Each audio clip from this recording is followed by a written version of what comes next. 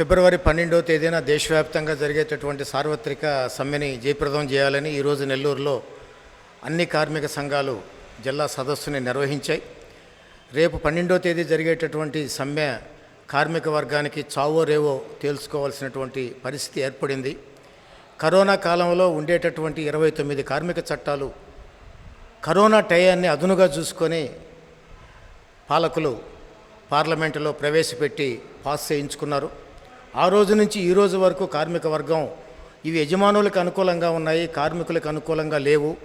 ఈ చట్టాలన్నీ కూడా బ్రిటిష్ ప్రభుత్వ హయాంలో పోరాడి సాధించుకున్నటువంటి చట్టాలు.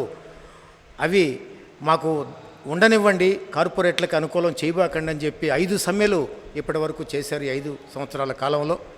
రేపు జరిగేటటువంటి సమ్మె 6వ సమ్మె.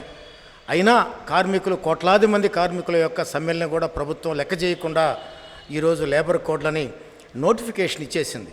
2025 నవంబర్ 21వ తేదీన దీన్ని అమలు చేయమని చెప్పి నోటిఫై చేశారు. కాబట్టి అనివార్యంగా కార్మిక వర్గం మళ్ళా వీధుల్లోకి వచ్చి మరొకసారి సమ్మెకి పూనుకుంటా ఉన్నారు. కనీసం యూనియన్ పెట్టుకునేటటువంటి హక్కు కూడా దూరం చేశారు. సమ్మె చేసేటటువంటి హక్కు కూడా ఈరోజు దూరం అయిపోయింది.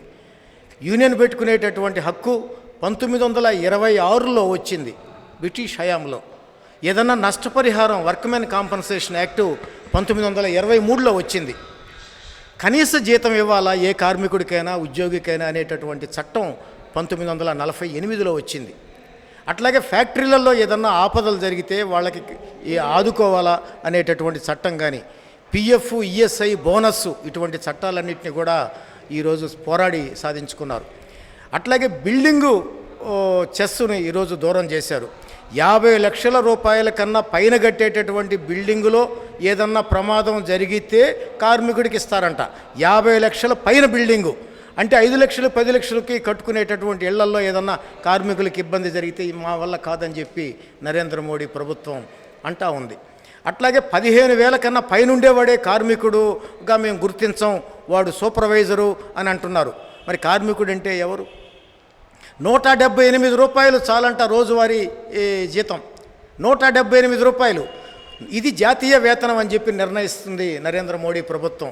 178 రూపాయలు రోజుకి ఎట్ట బతకాలో కూడా మరి ఆయన గారు చెప్పగలిగితే, ఇక్కడ చంద్రబాబు నాయుడు గారు కానీ వాళ్ళ మేడం భువనేశ్వరమ్మ కానీ 178 రూపాయలతో సంసారాన్ని నేను నడపగలను అని చెప్పి చెప్పగలిగితే కార్మికులు ఒప్పుకుంటారు.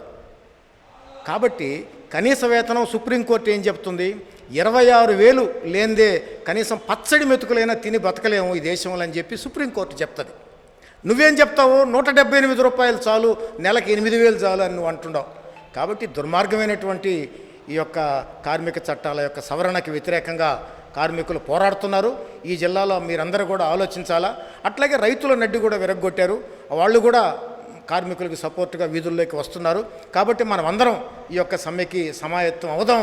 కాబట్టి మనం అందరం ఐక్యంగా ఉంటేనే మనం కాస్త కొన్ని విషయాలు సాధించుకోగలమని చెప్పి సిఐటియుగా మేము పిలిపిస్తున్నాం. అజయ్ కుమార్, సిఐటియు రాష్ట్ర ఉపాధ్యక్షులు.